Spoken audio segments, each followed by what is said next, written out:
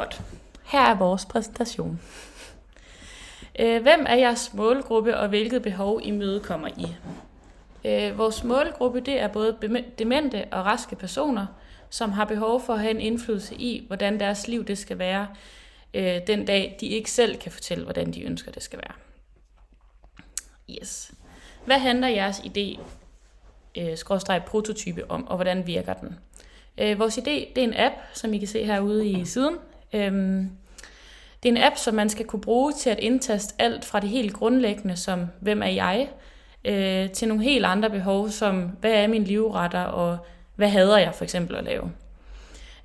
Det her det vil være med til at gøre det nemmere for både pårørende og også plejepersonale, som i fremtiden skal passe en, at vedligeholde de værdier og den livskvalitet, som du ønsker dig, selvom du måske ikke selv kan give udtryk for længere, men fordi at du gav udtryk for det, dengang du stadig kunne. Hvilken ny værdi eller forskel forventer I, jeres idé kan bidrage med? Vi forventer, at dette kan bidrage med, at de frustrationer og negative ting i hverdagen hos demensramte kan blive imødekommet på et helt andet niveau, da man igennem appen får nogle helt basale og grundlæggende ting at vide om personen. Et eksempel er, at du har med en demensramt at gøre, som bliver udadreagerende, og som har svært ved at falde til ro igen. Her kan du så tilgå appen og gå ind på den future, der hedder Hvad elsker jeg? Og igennem den kan du se, at vedkommende måske finder en kæmpe ro i at komme ud til Vesterhavet og få vind i håret. Dermed kører du med den demente ud til Vesterhavet, og hun kan falde sig helt til ro med det samme.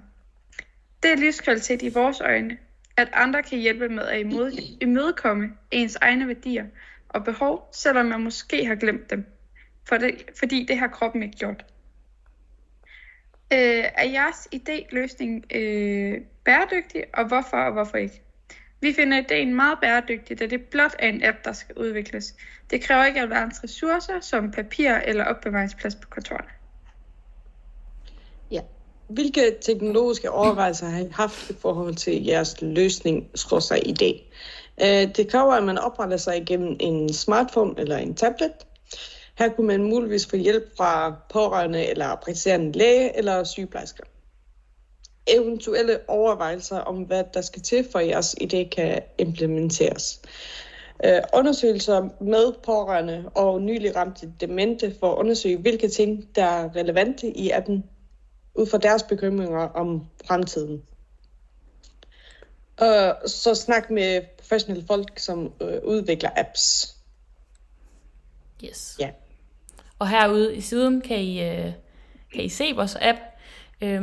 Og der er jo alle mulige forskellige muligheder. Og som Maria siger, snak med folk om, hvad de ønsker, der skal være en del af appen, for at ramme folks ønsker mest muligt. Og ja, I kan se, at vi har sat ting ind som, hvad elsker jeg, hvad hader jeg, hvem er jeg, helt grundlæggende, hvem er mine pårørende, og så sætte billeder ind af, hvem de er, så alle har en mulighed for at vide.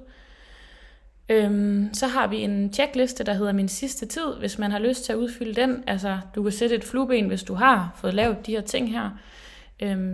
Ja, det var det. Det var vores app.